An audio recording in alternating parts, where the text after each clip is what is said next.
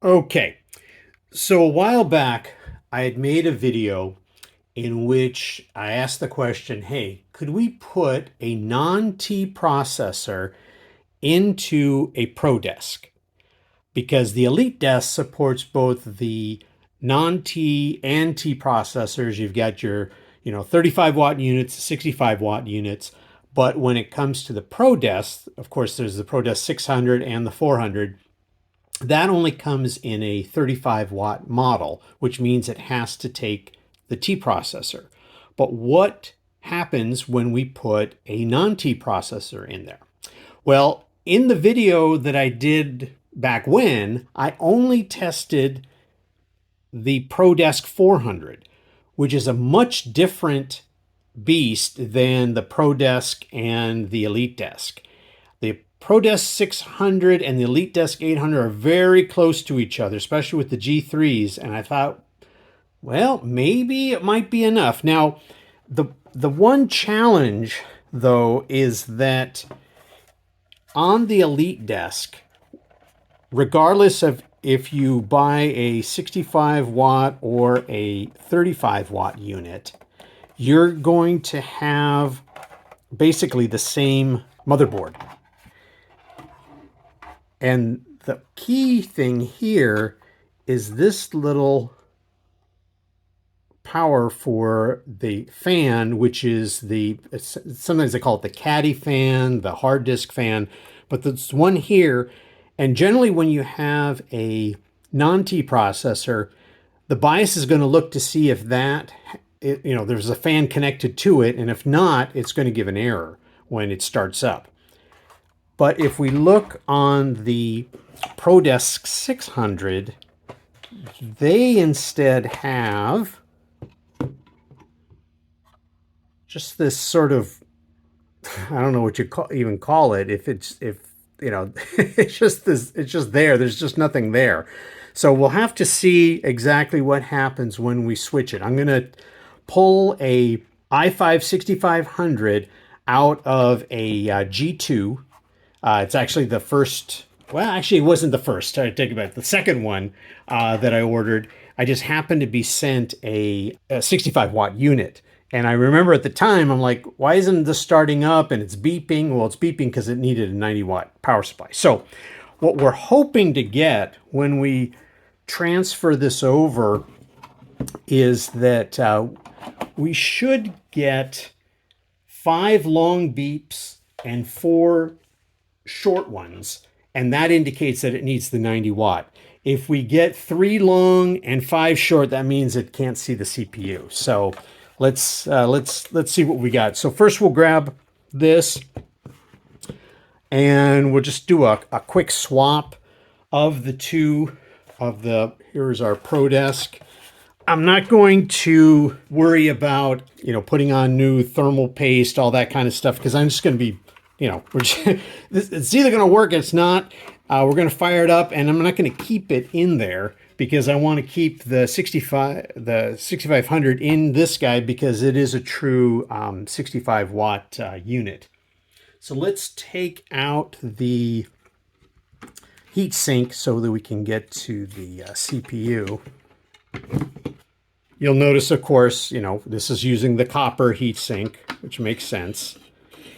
So even if we get this working, you would really want to try and get the copper heatsink for your G3 because it works a little better. I use a copper on my personal computer, even though I'm using a T processor. I just like to, I think the copper works a little bit better for the heat. A little ornery. Let's see. Put that to the side. We're just going to do a brain transfer. I'll just pull it from one and swap it with the other. This is my ProDesk that I've been using for testing OpenSense. And just had it laying around. So I haven't fully deployed OpenSense or this unit yet. So figure do it now. Or at least use it for this experiment. Okay, I'm not sure the processor right now. Most likely it's probably I'm thinking like something inexpensive, like an i3 6100T, something like that.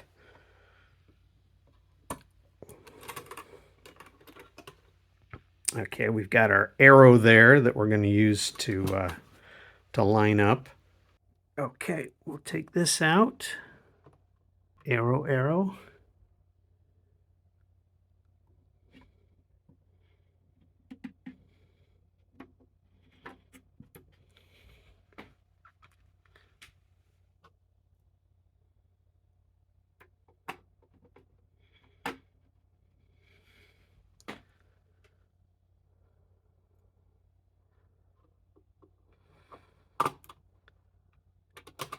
Okay.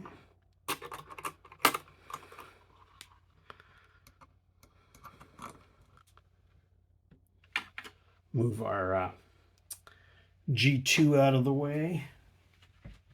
Okay, let's grab our cover. I'm not going to worry about this guy because I'm going to have to be putting him back on anyway. Okay.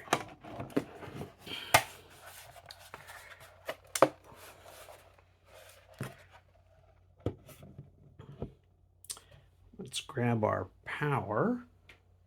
All right, I plugged it in. This particular unit is set, I believe, to power up as soon as it gets power. Interesting enough, I haven't gotten any kind of error message or error beeps. Let's see, is it actually 2, 3? That's 1, 2, 3. Okay, that's not sounding good.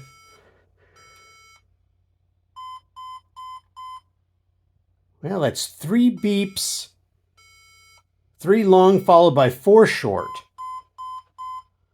Now, interesting, I'm looking up 3 long, 4 short, and it's talking about power supply.